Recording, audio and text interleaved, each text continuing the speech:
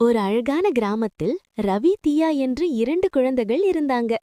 அவங்க வீட்டுல ஒரு நல்ல மாடு இருந்தது. அதோட பேரு முத்து. முத்து மாடு தினமும் வயலில் உழைக்கும், நல்ல பால் தரும். ரவிக்கும் தியாவுக்கும் ரொம்ப பிடிக்கும். ஆனா ரவி ஒரு நாள் சொன்னான், அம்மா, மாடு எதுக்கு இவ்வளவு முக்கியம்? அம்மா சிரிச்சுக்கிட்டே சொன்னாங்க, முத்து இல்லனா பால் இல்லை, சாப்பாடில்லை, வயல் இல்லை. அடுத்த நாள்தான் மாட்டுப் பொங்கல். ரவி தியா சேர்ந்து முத்து மாட்ட குளிப்பாட்டினாங்க.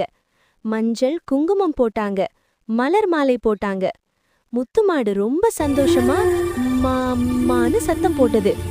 அப்பா சொன்னார், இன்று மாட்டுக்கு நன்றி சொல்லும் நாள். ரவி முத்துவ கட்டிப்பிடிச்சு சொன்னான், முத்து, நீதான் நம்ம வீட்டு ஹீரோ.